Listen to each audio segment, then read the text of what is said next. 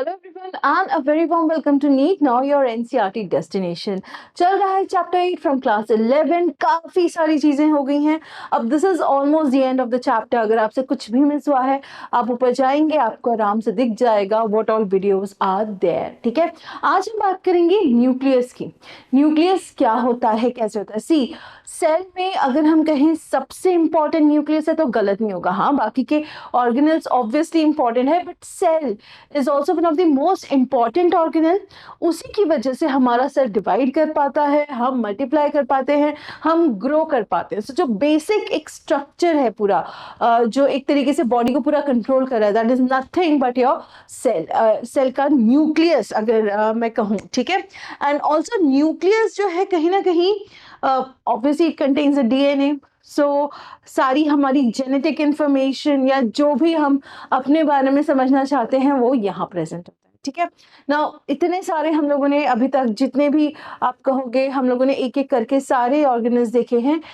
Nucleus सबसे and में इसलिए भी रखा गया है कि आप समझ लें कि जितने भी बाकी के आपके ऑर्गेनल्स थे उनका function, how they support nucleus. हमने देखा प्रोटीन बन रहा है, हमने देखा एनर्जी आ रही है। क्यों आ रही है? बिकॉज न्यूक्लियस स्टार्ट्स, है ना, जो आपका मियोसिस माइटोसिस है वो यहीं से स्टार्ट होगा और यहीं पे कहीं ना कहीं आपकी सारी वो चीजें जिनकी अभी तक हमने बातें ही की हैं वो यूटिलाइज होंगी। ठीक है, so let's begin now.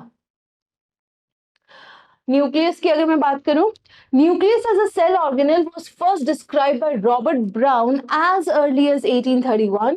Later, the material of the nucleus stained by basic dyes was given the name chromatin by Fleming. So basically, अगर हमें वैसे पता है सेल की काफी हिस्ट्री हम लोगों ने पढ़ी भी हुई है। 1831 में फाइनली रॉबर्ट ब्राउन ने न्यूक्लियस को डिस्कवर किया था। अगर हम सेल की डिस्कवरी की बात करें तो वो 1665 में हुई थी रॉबर्ट हुक के थ्रू। ठीक है, बट जो आपका न्यूक्लियस था, ठीक है, वो काफी लेटर डिस्कवर हुआ था। 1831 में रॉबर्ट ब्राउन ने किया था। हालांकि इसका जो अंदर का, ठीक है, जो हम कहेंगे कि जो न्यूक्लियस का मटेरियल है उसको स्टेन करके क्रोमैटिन नाम देने का जो श्रेय जाता है या फिर जो हम कहते हैं कि जिसने किया वो थे फ्लेमिंग। ठीक है, now the interphase nucleus of a cell when it is not dividing, anaphase, interphase, metaphase, काफी सारे phases हैं। हम meiosis माइटोसिस जब पढ़ेंगे तब भी आपको ये दिखाई देंगे। आई एम प्रीटी श्योर आपने अपनी यंगर क्लासेस में भी पढ़ा होगा इसके बारे में।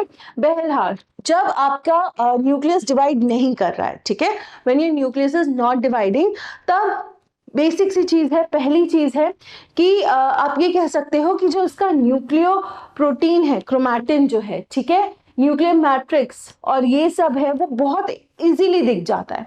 बट जब न्यूक्लियस डिवाइड करता है तो जो सबसे इंपॉर्टेंट चीज इजीली विजिबल होती है वो होते हैं आपके chromosomes. And they are entirely different phenomena, entirely beautiful phenomena, क्योंकि वहां पे आप देख सकते हो कि न्यूक्लियस कैसे आपका एक्सपैंड कर रहा है, ग्रो कर रहा है, फिर सेल डिवाइड होगा। चलिए, now it has highly okay, the interphase nucleus when it is not dividing has highly extended and elaborate nucleoprotein fibers called chromatin, जो यहाँ से आया है। न्यूक्लियर मैट्रिक्स एंड वन और मोर स्फेरिकल बॉडी जिनको हम कहते हैं न्यूक्लियोलाई। सिंगुलर क्या होता है? न्यूक्लियोलस। जब भी हम सेल बनाते हैं इस तरीके से बनाते हैं, उसके अंदर हम छोटा सा न्यूक्लियोलस भी बनाते हैं। अगर प्लूरल होगा तो ल्यूलाई हो जाएगा। ठीक है, न्यूक्लियोलाई। ठीक है, now electron microscopy has revealed that the nuclear envelope, which consists of two parallel membranes with a space between इतना 10 to 50 nanometer called the perinuclear space, forms a barrier between the materials present inside the nucleus and that of cytoplasm. Obviously बात है, जो ये है, ठीक है, ये एक बैरियर की तरह एक्ट करती है, वरना यहाँ से जो भी चीज होगी वो आसानी से यहाँ तक जा पाएगी। इट इज एक बाउंड्री की तरह समझ लीजिए, है ना, जैसे आपके घर होते हैं। हमें पता है, जैसे अगर हम सोचे कि हमारा घर एक सेल है तो भी हमारे पास घर में घुसने के लिए एक दरवाजा होता है। सेम चीज वही है कि आपका सेल है, उसमें साइटोप्लाज्म है, बट अगर आपको न्यूक्लियस के अंदर की तरफ जाना है तो भी आपको एक बैरियर जो है वो क्रॉस करना पड़ेगा, है ना। और कितना है वो? 10 to 50 नैनोमीटर। उसको क्या कहते हैं? पेरीन्यूक्लियर स्पेस, एक बैरियर बनाएगी। The outer membrane usually remains continuous with the endoplasmic reticulum and also bears ribosomes on it. जब हमने देखा था यहाँ पे, है ना, सेल में जो स्ट्रक्चर देखा था, तो यहाँ पे आपका एंडोप्लाज्मिक रेटिकुलम जो है वो कंटिन्यूस रहता है, जो आपकी पेरीफेरी तक होता है सेल की। तो ये इसलिए क्योंकि ये कहीं ना कहीं बहुत इंपॉर्टेंट है। प्लस स्ट्रक्चरल फ्रेमवर्क जो है आपके सेल का, वो कौन बनाता है? वो बनाया जाता है आपके एंडोप्लाज्मिक रेटिकुलम के थ्रू। सो आपका कहीं ना कहीं एंडोप्लाज्मिक रेटिकुलम थ्रू आउट जुड़ा हुआ है आपके न्यूक्लियस से। उसमें राइबोसोम्स भी हैं। राइबोसोम्स जो है बहुत इंपॉर्टेंट है। हमने देखा था 70S 80S जो आपकी प्रोटीन है वो तो कहीं ना कहीं आपका एंडोप्लाज्मिक रेटिकुलम कंटिन्यूस है विद द मेम्ब्रेन, प्लस उसमें आपका RER है तो रफ एंडोप्लाज्मिक रेटिकुलम, यानी आपके राइबोसोम्स भी प्रेजेंट है। ठीक है, चलिए। Now, at a number of places, the nuclear envelope is interrupted by minute pores which are formed by the fusion of its two membranes. So, जैसे for example, ये आपका सेल है और ये आपका न्यूक्लियस है, तो कभी कभी इनमें बहुत माइन्यूट पोर्स होते हैं जो आपकी मेम्ब्रेन के फ्यूजन से बने होते हैं, जब थोड़ी सी जगह जैसे बच जाए। ठीक है, these nuclear pores are the passages through which movement of RNA and protein molecules take place in both direction between the nucleus and the cytoplasm. So ये जो हल्के से गैप खुले रह गए हैं, ठीक है, इनसे आपके RNA और प्रोटीन, इनके लिए रास्ता बन जाएगा, इनके लिए जगह बन जाएगी कि ये अंदर भी जा सके और अंदर से बाहर भी आ सके। ठीक है, RNA आपको चाहिए होगा, स्पेशली जब सेल आपका डिवाइड कर रहा होगा, जब डुप्लीकेशन हो रहा होगा, सेल डिवीजन हो रही होगी, RNA proteins both are very important. Normally, there is only one nucleus per cell. Variations in the number of nuclei are also frequently observed. अगर आपको याद हो, ठीक है, हम लोग स्पेशली जब फंगाई पढ़ रहे थे तो हमने देखा था कि वहां पे हाइफे जो हैं, हाइफे याद है आपको? इस तरीके के जो स्ट्रक्चर थे, ठीक है, ये तो आपका माइसेलियम हो गया था, this was your mycelium, right, नीचे वाला ये वाली जो चीज थी, दिस वॉज योर हाइफे। तो हाइफे में हमने कहा था कंटिन्यूअस साइटोप्लाज्म मल्टी न्यूक्लिएटेड, यानी कि यहाँ पे बहुत सारे न्यूक्लियाई प्रेजेंट है। ठीक है, न्यूक्लियस यानी यहाँ बहुत ज्यादा नंबर में है। सो कभी कभी कम भी हो सकते हैं, कभी कभी इनका नंबर ज्यादा भी हो सकता है। Some mature cells even lack nucleus. For example, erythrocytes of many mammals and sieve tube cells of vascular plant. RBCs हमारे, इनमें न्यूक्लियस नहीं होता। when they are एक तरीके से आप कह सकते हो कि जब वो बनते हैं, ठीक है, जब वो बनते हैं तब न्यूक्लियस होता है, but as they mature nucleus is removed. ठीक है, सो आरबीसीज में न्यूक्लियस नहीं होता। आरबीसी में आपका कोई दूसरा कोई भी ऑर्गेनल नहीं होता। क्यों? क्योंकि इसकी वजह से, ना होने की वजह से, आपका जो आरबीसी का सरफेस एरिया है वो काफी बढ़ जाता है। अगर मुझे आरबीसी बनाना हो तो साइड से जो दिखेगा वो कुछ इस तरीके से दिखेगा, बाइकॉनकेव डिस्क लाइक स्ट्रक्चर, अगर याद हो, ऊपर से ऐसा दिखेगा, है ना। तो अगर इसमें न्यूक्लियस होता तो कहीं ना कहीं वो अच्छी खासी जगह लेता, और उसकी वजह से, न्यूक्लियस की वजह से क्या होता, आपकी ऑक्सीजन कैरिंग कैपेसिटी कम हो जाती। प्लस अगर न्यूक्लियस प्रेजेंट है तो उसको सपोर्ट करने के लिए आपके बाकी के ऑर्गेनल्स भी चाहिए, माइटोकॉन्ड्रिया चाहिए होगा, राइबोसोम्स चाहिए। अब ये सारी चीजें इसमें आ जाएंगी तो फिर क्या होगा, जगह कम पड़ेगी। सो इसीलिए आपके erythrocytes are the best example जहां पे आपका न्यूक्लियस एब्सेंट है। ठीक है, नाउ आगे क्या कह रहे हैं, द न्यूक्लियर मैट्रिक्स और the nucleoplasm contains nucleolus and chromatin। ठीक है, तो यहाँ पे न्यूक्लियोलस आ गया आपका। ठीक है, एक चीज क्या बताई है इन्होंने कि क्या कंटेन कर रहा है, पहला है न्यूक्लियोलस, ठीक है, और दूसरा क्या कह रही है, क्रोमैटिन फाइबर्स। ठीक है, अच्छा, इस चीज को, जैसे हम इस चीज को पर्टिकुलर जो सेल के बाहर होती है ना, इसको हम कहते हैं cytoplasm. This is the cytoplasm, जहां jelly matrix like fluid like structure जिसमें सारे ऑर्गेनल्स एम्बेडेड होते हैं, यही कहते हैं ना हम साइटोप्लाज्म को। अब यहाँ पे एक चीज और समझनी है कि इसी तरह यहाँ पे होता है आपका न्यूक्लियोप्लाज्म। ठीक है, न्यूक्लियस के लिए है ये, so that is known as nucleoplasm. ठीक, अच्छा एक चीज अगेन, साइटोप्लाज्म और आपका जो न्यूक्लियस है वो मिलके क्या बनाते हैं, प्रोटोप्लाज्म। जो हम लिविंग है, जो हमारे लिविंग होने का प्रूफ है, जो साइंटिस्ट कोशिश कर रहे हैं कि किसी तरीके से हम इसको बहुत अच्छे से बना पाए, या फिर किसी तरीके से हम ये प्रूव कर पाए कि हाँ हम लैब में भी लाइफ क्रिएट कर सकते हैं, वो न्यूक्लियोप्लाज्म नहीं है, प्रोटोप्लाज्म है। ठीक है, cytoplasm plus your nucleus is protoplasm. And protoplasm जिस दिन पता चल गया कि उसके कॉन्स्टिट्यूएंट्स क्या है, ट्रस्ट मी हम एक साइंटिफिक वर्ल्ड के अलग ही टाइप के डायमेंशन में आ जाएंगे, जहां पे हमारे लिए इतनी सारी चीजें होंगी जो हमने सोची भी नहीं होंगी। बट ये बहुत बड़ा चैलेंज है, क्योंकि जो आपका प्रोटोप्लाज्म है, जैसे ही आप उसको सेल से बाहर निकालेंगे वो प्रोटोप्लाज्म की तरह एग्जिस्ट करना ही खत्म कर देता है। So you do not know कि ये कॉन्स्टिट्यूएंट्स क्या है। ठीक है, now the nucleoli are spherical structures present in the nucleoplasm. So जो हमने कहा कि ये जो हमारा न्यूक्लियोलस है, ठीक है, स्फेरिकल है, right, spherical in shape, nucleoplasm में है। The content of the nucleolus is continuous with the rest of the nucleoplasm as it is not a membrane bound. यहाँ पे मैंने ड्रॉ किया है समझाने के लिए, बट इसकी एक मेम्ब्रेन नहीं है। जैसे कि आपके न्यूक्लियस की एक मेम्ब्रेन है अलग से, न्यूक्लियोलस की आपकी मेम्ब्रेन नहीं है, right. Now, it is a site for active ribosomal RNA synthesis. इसीलिए जब यहाँ पे हमने कहा था ना, पोर है कि बाहर भी जा सके अंदर भी जा सके, तो न्यूक्लियोलस जो है आपका क्या बना रहा है, राइबोसोमल आरएनए सिंथेसाइज कर रहा है, तो ताकि वो बाहर भी जा सके।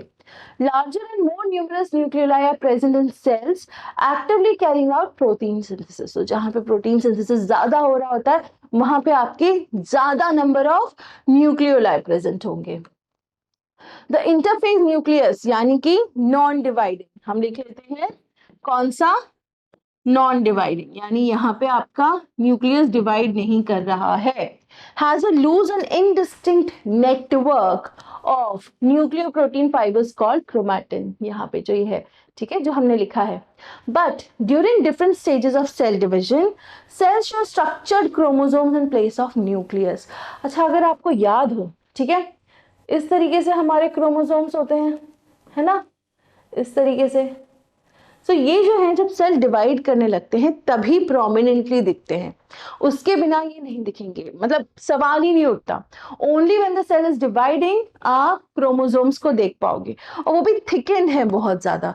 ऐसे तो हमारे डायमीटर की डीएनए का जो लेंथ है पूरा, है ना, that is approximately 2 metres, but वो इतनी कंडेंस्ड फॉर्म में है that you can not see it, and you can see the chromosomes only and only when the cell is dividing. तो तब आपका जो क्रोमैटिन है वो नहीं दिखेगा, उसकी जगह पे आपका क्या दिखेगा, क्रोमोसोम। जो क्रोमैटिन होता है बेटा वो इसी तरीके से दिखता है, सिर्फ इस तरीके से, ठीक है, कुछ थ्रेड जैसी चीज पड़ी हुई है, तो वो हो गया। तो अभी हमें क्या पता चला, न्यूक्लियस है, मेम्ब्रेन है उसकी प्रॉपर, मेम्ब्रेन में पोर है कि अगर आरएनए प्रोटीन को बाहर जाना है या अंदर आना है तो वो आ सके, प्लस उसके अंदर न्यूक्लियोलस जो है, ठीक है, वो मेम्ब्रेन बाउंड नहीं है, वो कंटिन्यूअस है न्यूक्लियोप्लाज्म में।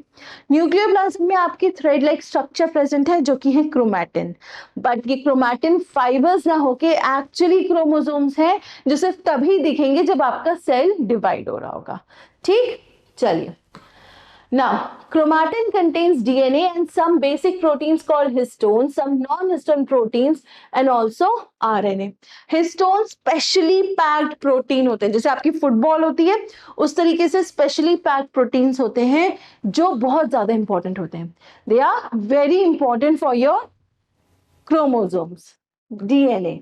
A single human cell has approximately 2-meter long thread of DNA distributed among its 46 यानी कि 23 pairs of chromosome. हमको पता है कि अगर हम chromosomes की बात कर रहे हैं, ठीक है, we have 23 pairs, ठीक है, ये 23 pairs में जो first 22 pairs हैं इनको हम कहते हैं ऑटोसोम्स। क्या कहते हैं, ऑटोजोम्स, ये किससे रिस्पॉन्सिबल होते हैं? ये इसलिए रिस्पॉन्सिबल होते हैं, हमारे बालों का कलर क्या है, हमारे आइरिस का कलर क्या है, स्किन का कलर क्या है, बिहेवियर क्या है, बाल कैसे हैं, कर्ली है, वेवी है, स्ट्रेट है, ये सारी चीजें बेसिकली जो मॉर्फोलॉजिकल चीजें हैं, इवन बिहेवियर हमारा, वो आपके ऑटोजोम से रेगुलेट होगा।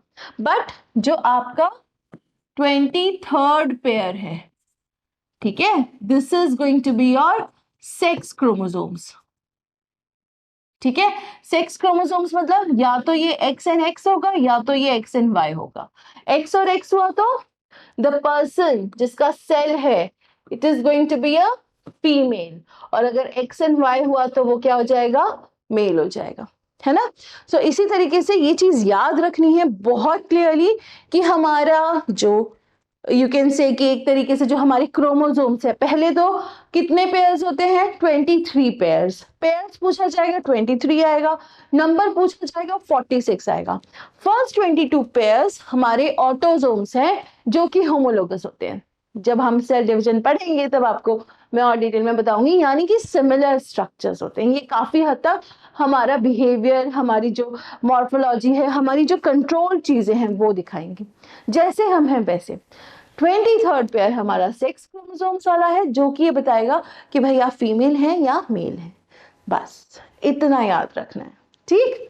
चलिए, every chromosome visible only in dividing cells essentially has primary construction or the centromere on the sides of which disc shaped structure called kinetochores are present। ये हैं आपके kinetochores। ये जो है ना, ये थोड़े से ऐसे होते हैं, ठीक है। ये सो क्या कह रहे हैं, पहले एक कॉन्स्ट्रिक्शन है जिसको हम कहते हैं सेंट्रोमेयर। तो जो ये अंदर की तरफ को है, ये जो इस तरीके से है ना, आई जस्ट रिमूव दिस तो आपको इजीली दिखेगा, ठीक है। हाँ जी, सो ये जो अंदर की तरफ कॉन्स्ट्रिक्टेड है जो ये कह रहे हैं, ठीक है, ये है आपका सेंट्रोमेयर, ठीक है, ये हो गया सेंट्रोमेयर। ये जो है अंदर, ठीक है, डिस्क शेप्ड स्ट्रक्चर, उनको कहते हैं काइनेटोकोर। काइनेटोकोर का अपना एक फंक्शन है, अगेन सेल डिवीजन में डिटेल में पढ़ेंगे, तो ये इतना तो आपको याद होना चाहिए। Centromere holds two chromatids of a chromosome. Based on the position of the centromere, the chromosome can be classified into 4 types. अब ये जो है ना, जो ये सेंट्रोमेयर जो बीच में अंदर की तरफ घुसा हुआ है, ठीक है, ये वाला पार्ट जो अंदर है, ठीक है, ये पोजीशन कहाँ है, इस पे बेस्ड हम 4 टाइप के आपके देखते हैं क्रोमोसोम्स। कौन कौन से हैं, ठीक है। सो सबसे पहला जो है वो है आपका metacentric chromosome has middle centromere forming 2 equal arms of chromosome. So ये वाला जो है, जहां पे लगभग आपके बीच में है ना, वो है आपका मेटासेंट्रिक। पहला है metacentric. Second, the sub metacentric chromosome थोड़ा सा दूर है। सब मेटासेंट्रिक में क्या है कि ऊपर वाला पोर्शन थोड़ा छोटा हो जाएगा, नीचे वाला पोर्शन एज इट इज इसकी तरह रहेगा, बट ये थोड़ा सा ऊपर की तरफ हो गया, तो जो ऊपर वाला आर्म है वो थोड़ा सा क्या हो जाएगा, शॉर्ट हो जाएगा, ठीक है। थर्ड जो हम बात करेंगे, acrocentric. Acrocentric chromosome, the centromere is situated close to its end forming one extremely short and one very long, ठीक है, arm where the telocentric chromosome has terminal centromere। so अगर आप यहां देखोगे, ठीक है, ये शॉर्ट आर्म है, ये लॉन्ग आर्म है, ये सेंट्रोमेयर, अगेन ये आपका लॉन्ग आर्म, और ये तो बहुत ही एक्सट्रीमली शॉर्ट, और टेलोसेंट्रिक में क्या है आपका टर्मिनल है, एक तरफ को आ गया है। सो ये 4 टाइप के क्रोमोसोम्स हैं जो आपको याद होने चाहिए। Nucleus again a very important organelle, a very important part, so इसको बिल्कुल भी नजरअंदाज नहीं करें। सिंपल है, सेल, न्यूक्लियस, मेम्ब्रेन, ठीक है, इतना याद हो गया। अब न्यूक्लियस के अंदर न्यूक्लियोलस है और क्रोमैटिन फाइबर्स हैं। क्रोमैटिन फाइबर्स ही एक्चुअली क्रोमोसोम है, जो कि आपको सिर्फ तब दिखेंगे जब आपका सेल डिवाइड हो रहा होगा। अगर डिवाइड नहीं हो रहा होगा तो सिंपल फाइबर्स की तरह दिखेंगे, ठीक है। न्यूक्लियोलस पे आएंगे, न्यूक्लियोलस बाउंड्री मेम्ब्रेन नहीं है, न्यूक्लियोप्लाज्म के साथ कंटिन्यूअस है। अगर आरएनए सिंथेसिस है ज़्यादा तो ज़्यादा न्यूक्लियोलस होंगे, न्यूक्लियोलाई कहे जाएंगे। ठीक है, मेम्ब्रेन में पोर है ताकि आरएनए और प्रोटीन्स आ जा सके, मूवमेंट हो सके, राइट। क्रोमोसोम पे आएंगे, 4 टाइप याद रखेंगे, किस पे बेस्ड है, सेंट्रोमेयर की लोकेशन पे बेस्ड है, और जो अलग अलग टाइप है, बस दिस इज इट। ठीक है, जब देखते तो लगता है कि अरे यार इतना बड़ा है, क्या है इसमें, समझोगे इजी हो जाएगा। और इसीलिए लाइन बाय लाइन एनसीईआरटी वाला जो हम लोगों का चल रहे हैं वीडियो की सीरीज, इसीलिए इंपॉर्टेंट है क्योंकि आई मेक श्योर कि जितनी भी इंपॉर्टेंट चीजें हैं वो सारी ही इंक्लूड कर ले। अगर आप मैच करोगे it will be the same with the NCERT. ठीक है, सो यहां तक हम लोगों का न्यूक्लियस खत्म हो गया। अब एक बहुत ही छोटा सा नन्हा मुन्ना सा टॉपिक रह गया, माइक्रोबॉडीज, वो देखेंगे नेक्स्ट लेक्चर में। तब तक इसको जरूर रिवाइज कर लें, न्यूक्लियस पे जितने क्वेश्चंस आए हैं सॉल्व कर लें। कहीं फंसते हैं कमेंट करिए ताकि मुझे पता तो चले कि आप पढ़ रहे हैं और क्या दिक्कतें फेस कर रहे हैं। ठीक है, कुछ समझ में अभी भी ऐसा लगता है कि एक बार और हो जाए, या कुछ ये पर्टिकुलर पॉइंट नहीं आया, प्लीज कमेंट करिए, I will be more than happy to solve that. ठीक है, तो आई विल सी यू सून। जब तक हम आते हैं तब तक पढ़िए, सॉल्व करिए क्वेश्चंस एंड रिवाइज। ठीक है, I will see you soon, take care.